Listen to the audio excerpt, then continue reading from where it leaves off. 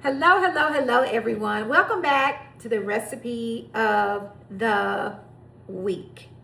I have been watching this program on YouTube called Pop That Balloon and Find Love or something like that. Anyways, I began watching it, but after a while, I'm like, what in the world is going on here? The men were popping the women, no, the men were popping the balloon if they didn't look a certain way. And the women were doing the same thing. They would have a line of men up there, then they have a single woman to come out, and then they'll have a line of women up there, and then they'll have a single man to come out. Nearly all, because some were, I believe in God. That's the first thing they said. But the majority, somebody said the majority of them or, oh my goodness, I don't like your shoes. Or, oh my goodness, that outfit is not going together.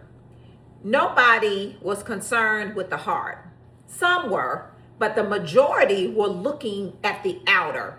They were looking at what they had on, what their face looked like. They were looking at their hair. They even talked about the hair. I don't like your cornrows, or I don't like your haircut. One said, I don't like your haircut. What in the world? Others said, do you have children? That's a deal breaker for me. Watching this show, I became ill. I mean, like ill. I cannot believe this. Nobody said on the onset. Now, this was the last thing that they said. Nobody said on the onset, I love God. I'm looking for a man of God. That was the last thing. Now, there were some people on there that were saying that they love God. And one of the men had to make sure that her God was Jesus. I said, I know that's right. But the first thing all of us should be looking for in a mate, are they a man of God? Are they a woman of God? Because you need somebody who can cover you when you can't cover yourself. Come on, somebody. You need somebody with a backbone, not a jelly bag, a backbone in the word. Come on, somebody. A backbone in the word. Because if you are a jelly bag, that means soft. In the word, you can't carry me nowhere. How? Anyway, I'm getting off task. They're looking at the outer appearance of what people had on, and they were not concerned about the heart. They were not concerned if they were a man or a woman of God. Towards the end, but that should have been first. Because if a person is struggling, let me take that back, not struggling. If a person is, God is not first, then how in the world will he or she put you first? Come on, somebody. I'm telling you. When there's a true man of God and a true woman of God, your heart is postured different. Man, I give myself an offering on that. When there's a true man of God and a true woman of God, their heart is postured different. They have patience. They're not angry with you about little things. They're willing to communicate and work it out and that sort of thing. Y'all know, my married people, y'all know what I'm talking about when you have somebody who is just one-on-one with you, your best friend, but they love God. In order to love you with everything in them, their entire being, first, it must be God. Someone else may beg to differ, but I don't. Because when you are a true woman or a man of God, you know how to carry that person. You carry them through prayer. You're connected to them, and you know when something is going on with them, and you're able to pray them through. You become their private intercessor, or their intercessor, period. When you say, you grab your husband or you grab your wife and you pray for them, pray them through, even while they're asleep. Come on, Proverbs 31 woman, you get up. You know what I'm talking about. You've read it, Proverbs 31. They were concerned with the J's on the feet, or whatever shoes they had on, or whatever dress. Or one person said, you're revealing too much, and you couldn't be, Lord have mercy. One person said something so foul, like, I see a little plaque on your teeth, your hygiene is off. What in God's name? We should be concerned with a person's heart. There was one situation where the man said that I fell off. And now I'm back reading my Bible, and I'm going to church every Sunday, and I'm really trying. So the man said that, and the woman said, you just started back. I'm like, baby, he trying. He in his word. He said he in his word. He's trying. He started back. He fell off. Everybody, in a sense, has a little situation. Now, people don't totally leave God, but you struggle in some areas sometimes. But God, I thank God for Jesus, that when we're in the struggle, he pulls us up out of the darkness. I'm saying all that to say, we should not be concerned with a person's outer.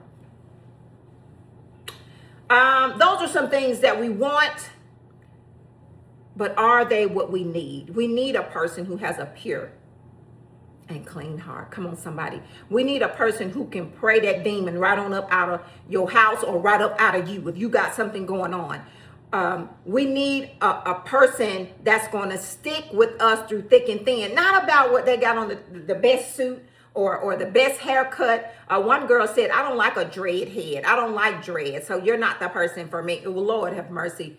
We should be concerned with the heart. I'm saying all that to say, let me get in my word right here. 1 Samuel 16. This is when Samuel was going looking for the next king. And Samuel, the prophet, he was looking on the outer appearance because he thought that Jesse's son outer appearance looked good. 1 Samuel 16, and I'm reading the Message, 6 and 7. I'm going to hang my hat on 7. 6 reads, because when you're reading a passage of scripture, you want to read the first scripture. If you're reading one scripture, you want to read the first scripture so you can get the gist of what's going on and the scripture behind them, and so forth and so forth.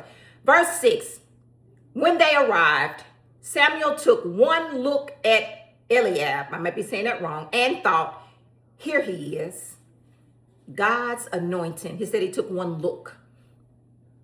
And he said that was the anointed one. Verse 7, I'm going to hang my hat right here. Verse 7, somebody say, but God.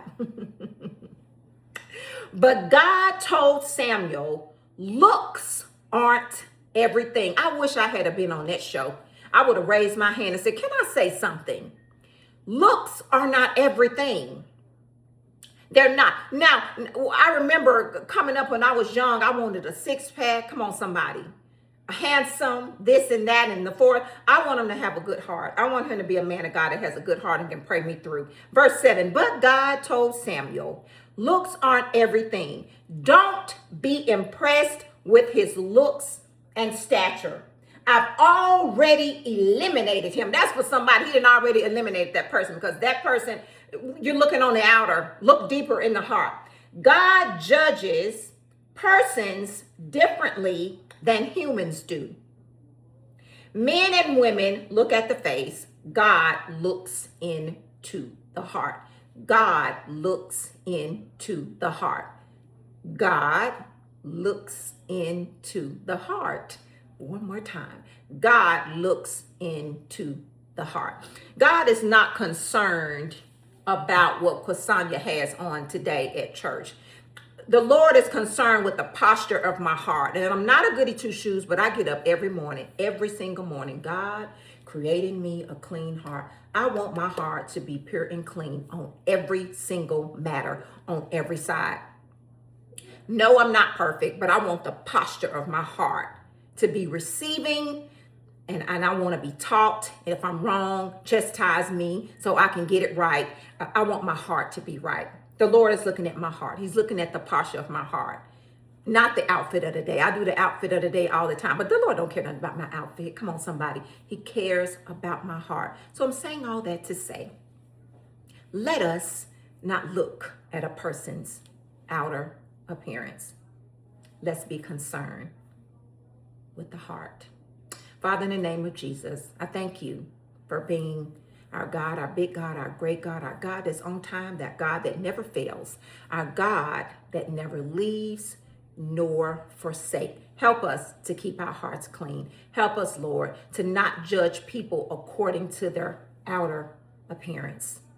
Help us, Lord, to continue to have pure hearts concerning matters. Lord, and show us the heart of people so that we can make better conscious decisions concerning our mates. God, I thank you, I honor you, I bless you for being our God. And thank you that you're creating in all of us right now, even now, clean and pure hearts. In Jesus' name, amen. You guys have an amazing week. Amazing, amazing, amazing. Don't look at the outer. Look a little deeper in the inner. God bless you.